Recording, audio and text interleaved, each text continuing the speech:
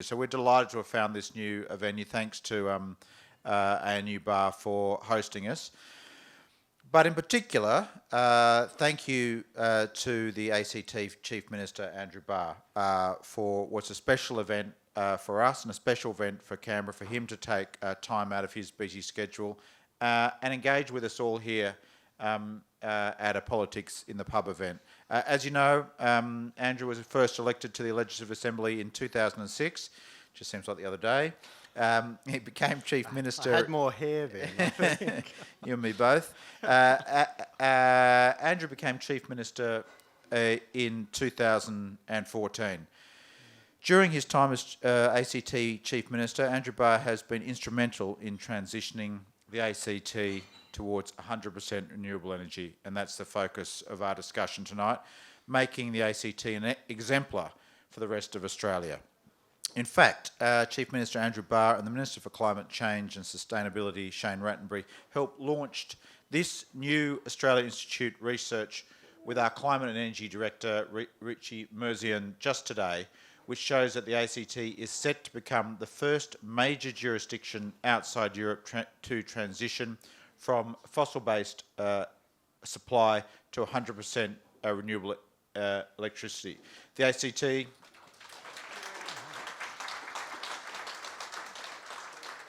and don't we need some good news?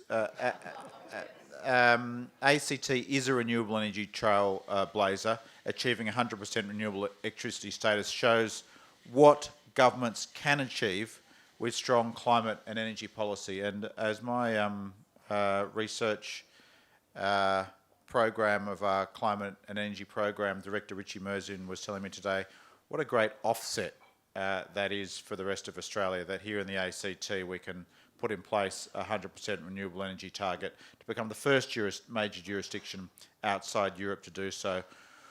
When we've got a federal government so lacking in climate action, can't even integrate climate and energy policy, couldn't even put in place a weak national energy guarantee, is snubbing the UN climate summit happening on Monday. We should feel proud in the ACT that we're putting in place a renewable energy target like this. Andrew, you've been instrumental in helping get such a target put in place. We're going to talk for a little bit about that renewable energy scheme and climate policy in the ACT, and then we're going to throw it open to questions from you. But Andrew, I thought I'd just start by asking, what does reaching 100% renewable energy mean for the ACT, and what opportunities might flow from that target? Thanks, Ben. Yes, it does. Thank you for the invitation to be here and everyone for coming along. I think it does present an opportunity for us on many levels. The first, obviously, it's a contribution as part of a global network of cities to make a difference in terms of reducing overall global emissions. I think it demonstrates leadership from the national capital within Australia. At a time when we took this policy decision and then began its implementation, when renewable energy generation was at a low point in terms of new projects, and the Abbott government had effectively stymied the industry, and it was only projects that the ACT government was procuring during that period about 5 years ago that really kept the industry going. The policy framework that we've established, that Simon Corbell, the former Deputy Chief Minister and Environment Minister, was instrumental in establishing, has now been picked up by other larger jurisdictions, including Victoria, and the model is of great interest internationally, and I'll come back to that with my trade and investment portfolio responsibilities a little bit later. But this is a model that is now expandable and exportable and able to be utilised by other much larger jurisdictions to have obviously a bigger impact in terms of global emissions. And importantly, it has facilitated through the procurement methodology a renewable energy industry in the ACT that we didn't have before. So there's a whole range of jobs, research and development and activity occurring here in Canberra, a lot of it not too far from where we are right now, that would not have been in place but for this policy direction. So whilst it's had some very significant environmental benefits locally, nationally, and I hope in time internationally. It's also produced an economic development outcome for the ACT, help diversify our economy and create new jobs in growth industries. And what chance do you think of other states following the ACT, and what success has already been in that space? Well, certainly Victoria have really stepped up, and we are seeing South Australia clearly showing leadership, more so under their previous state government. And there are other Australian states now that are looking at this approach. The targets that are being set in different Australian states and territories vary wildly and reflect a degree of local politics and different circumstances in each part of the nation. But that a jurisdiction can be as ambitious as we have, demonstrate that it's possible and that it will deliver long-term environmental, social and economic benefits. I think it's been really important to advance the debate in this nation. You mentioned internationally. I was reflecting upon the way over here that myself and a colleague, Richie Mersey, our Climate and Energy Director, are off to New York next week for the Climate Summit.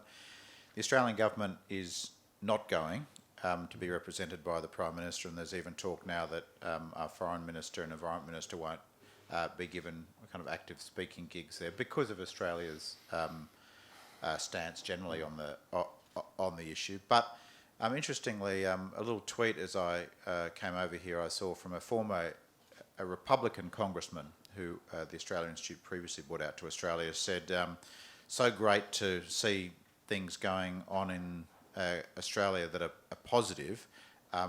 We're seeking inspiration from you. And whether that's in the US at a sub-national level or in Australia at sub-national levels, how important do you think it is that the sub-national level gets active and engaged, and can that be a spur for international action, or what are we going to do about the lack of federal policy? Sure.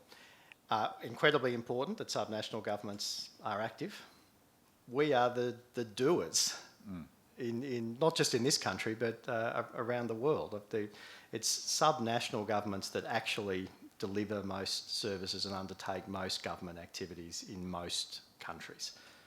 So whilst obviously you want national leadership from your national governments, and depending on where in the world and what sort of either federal structure or otherwise they have, a lot of the doing, a lot of the power generation, a lot of the distribution networks, or all of the practicalities of delivering energy are managed at sub-national government level. So this, I think, is pretty fundamental to, at times, bypassing inactive federal governments and just getting on with it. But it's also a very significant opportunity for a jurisdiction like the ACT that has such an incredible public sector knowledge base and research base for us to capitalise on the work that we've done to help other cities, other sub-national governments to follow a similar path and to generate jobs, wealth and activity for us as a result of a good and sound piece of public policy implementation. Canberra gets knocked quite a bit for its administrative base, but we actually do government, national and sub-national, exceptionally well in global standards, and public administration and public policy development and implementation in the Australian states and territories, benchmarked against the rest of the world, is actually very good. And here is another great example that there is a lot of interest in. And an ACT government-sponsored trade missions into Southeast Asia, Japan, Korea, for example, into China, there's a lot of interest in scaling up the sort of work that we've been undertaking here, and the opportunities for our researchers and developers, the Renewable Energy Hub just across the road from where we are now, and the 80 businesses that we're supporting there. Can you tell us a bit about the hub and how that's worked? Because I think a lot of people have thought, yeah, great, the ACT is doing a target, but the purchase of the energy comes from, mostly from, well, a lot of it comes from outside the jurisdiction. So what's the chance for it to actually be a benefit beyond having renewable energy for the whole of Australia? What's in it for the ACT? Well, I think it's in really what's between our ears. It's our innovation, our knowledge, our research and development. It's the new technologies that we can develop here. Canberra's a city of about the right size for international companies to pilot particular projects. We're early adapters to new technology. So there's a lot of interest in what we do here. We sometimes hide our light under a bushel a bit about just how much influence we can have, particularly at a subnational government level, and that peer-to-peer engagement, and then the businesses, the small businesses, the universities, and the partnerships that have been formed in that hub. A lot of it funded by the ACT government, but importantly as part of the procurement for the renewable energy, we also required those companies who are supplying the renewable energy to Canberra to invest here, to be part of this innovation ecosystem. They're doing that, and the results have been really pleasing to date. I think I'll just finish on this point, we're about 1.6% of Australia's population, and we have 3.3% of Australia's renewable energy jobs now. That tells you what can be achieved in a relatively short period of time with a good policy well implemented. The other thing is price, and renewable energy, I think more so in the past, has had a rap of being expensive, and that's one of the reasons why we couldn't transition to it. I think opponents of renewable energy have largely taken a different tack these days and attack it on reliability rather than price. But you still do hear a lot about how high electricity prices are. What's your answer to critics that electricity prices is too high in Canberra and Australia? Well, I guess I was supposed to point to the evidence of how prices compare here in the ACT with other jurisdictions. So I think the mic, hang on, that's better. How our prices compare elsewhere. Obviously, there are a number of factors that contribute to the retail energy price.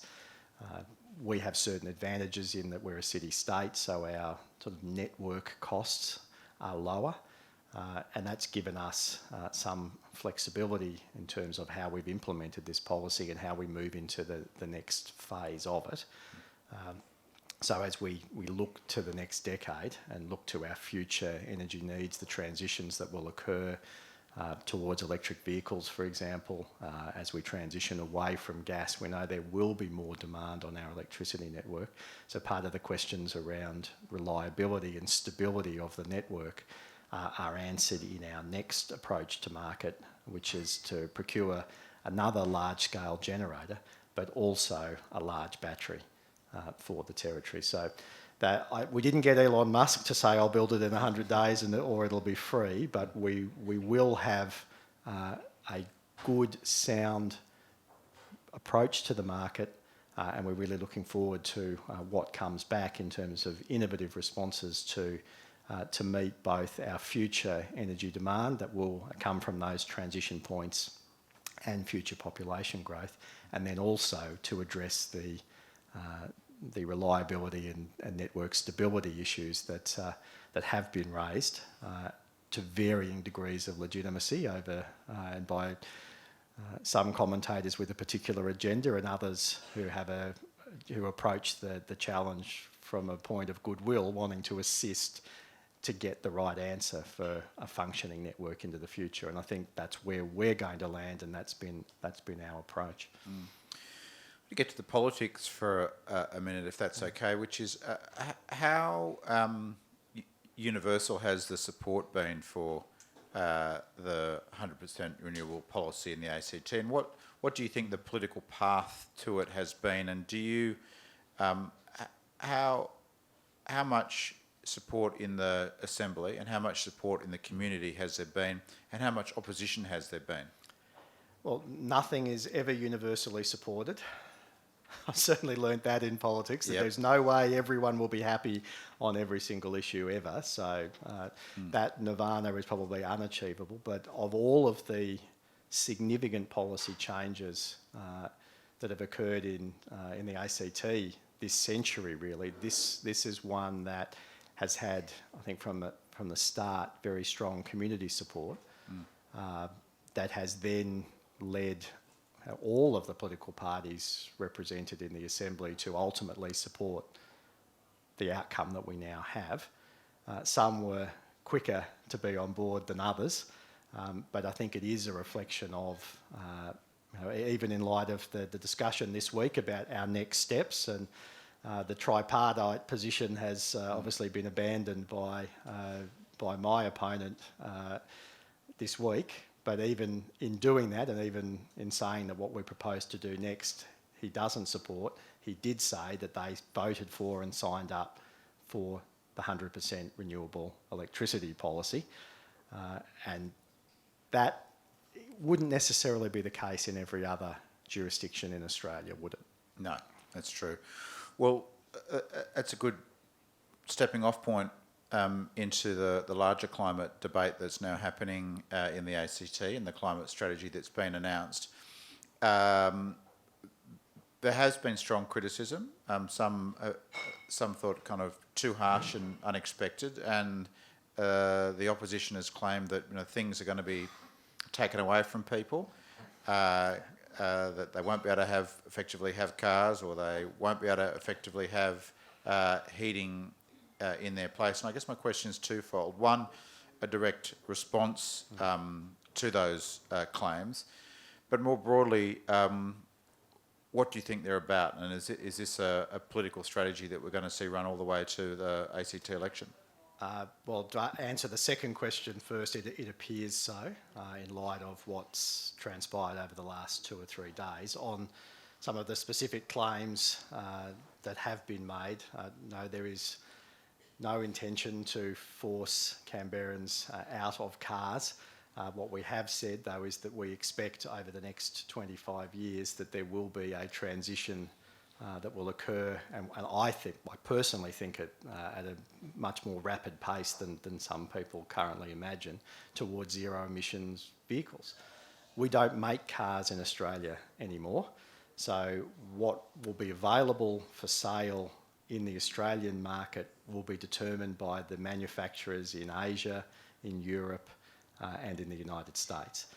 And to varying degrees, most of the world's major motor vehicle manufacturers are transitioning. Some are going to not make internal combustion engines anymore by 2030 or even earlier. Most are going to have hybrid or electric vehicle models at comparative price, or even some cheaper than internal combustion engines over the next 5 to 10 years. So I'm very confident that that transition will occur, but it will take time.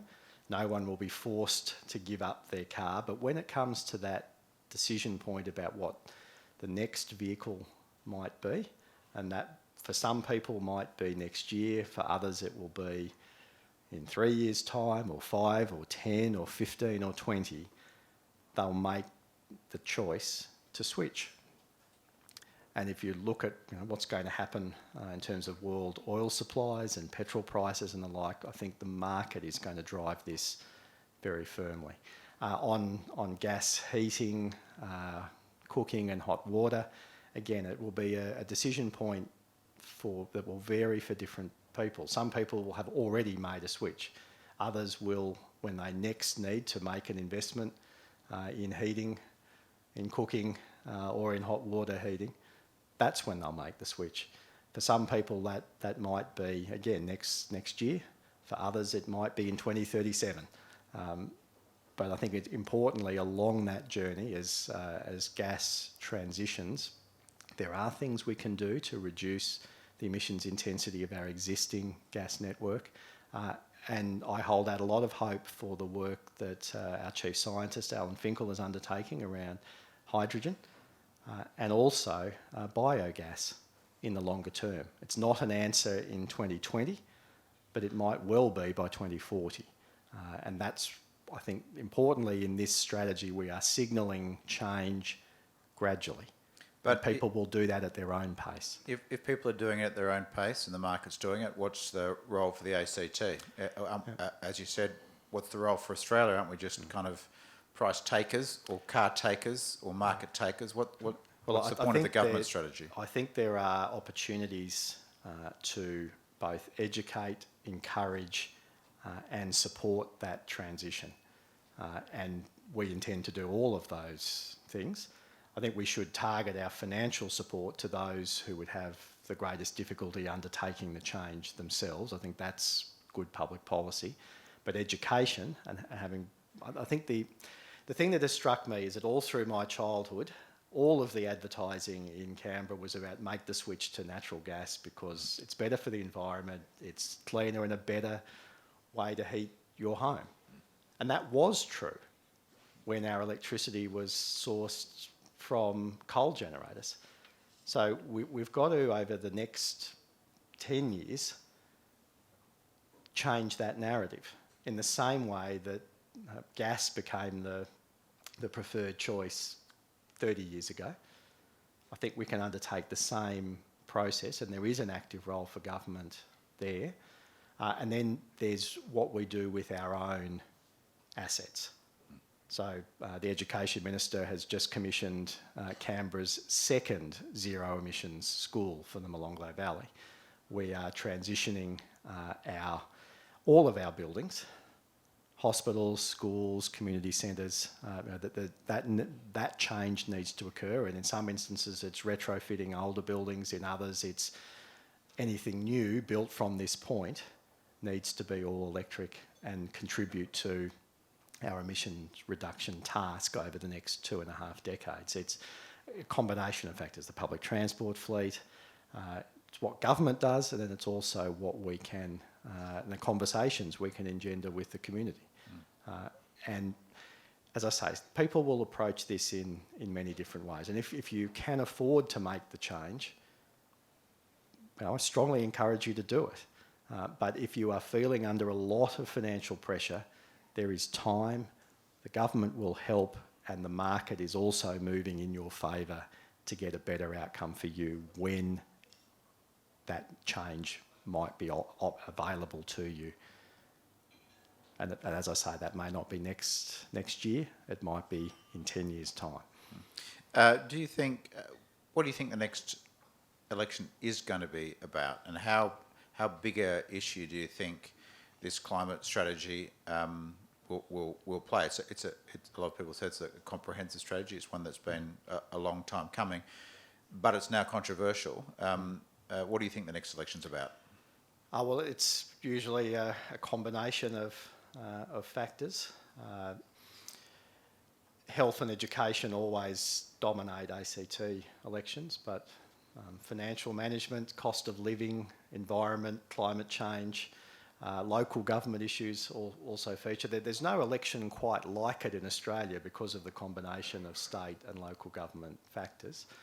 And then you throw in the Hare-Clark electoral system, the 5 electorates that are, as our city grows, have very distinct and different characteristics. So in my own electorate of Kurrajong, environment and climate change issues are top of mind for a lot of people. In other parts of Canberra, they are probably in the top 3, but they're not number 1. And so we need to be cognizant of having a comprehensive policy agenda and a plan and a long-term vision for Canberra in its next decade. Again, I go into that, knowing that not everyone will agree with what we put forward, and there are people who might agree with most of it, but might, vehemently disagree with one element, and so find it difficult to vote for us. That's politics. If I've learned anything, you certainly don't go in it to be popular or to lose weight. I'm going to have one more question, then I'm going to throw it open to you, so audience. So if you've got a question, get ready with your hand, and there'll be a mic. One of the other issues that I think increasingly the country is grappling with is that the reality of climate change is hitting.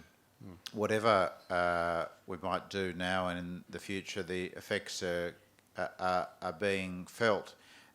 What about what the ACT is going to do to adapt to a reality of climate change, even if we turn things around? And that's a great question, probably one of the biggest challenges to grapple with as we put together our sort of forward infrastructure plan, to think about how we will need to either supplement or augment infrastructure, how we will need to change the way we build things in order to respond to a changing climate. There are obviously elements within the strategies we've released this week that go to that in some detail. It's an interesting resource allocation question too. How much money do we put into adaptation? How much money do we put into mitigation? How much money do we put into, I guess, our contribution to a global effort? We need to do something in each of those areas, and there's some tough choices ahead of the ACT government and indeed all state and territory governments in Australia to respond to a changing climate. I think everyone is conscious of the challenge. I wouldn't necessarily agree with every jurisdiction's response at this point, but rest assured that it is something that is talked about at COAG, certainly talked about by treasurers as we look to find the resources to assist in addressing some of these challenges. But I guess one of the disappointing elements, one of the many disappointing elements from my perspective of the result in May was that we're not really, as a country, it would seem at this point anyway, prepared to raise significantly more revenue in order to put more collective resources into some of these challenges, which then means we're back to having to encourage private individuals and companies to do a little more as well, because we're not going to see revenue raised at a national level to address some of these challenges. Interesting. Well, if you've got questions...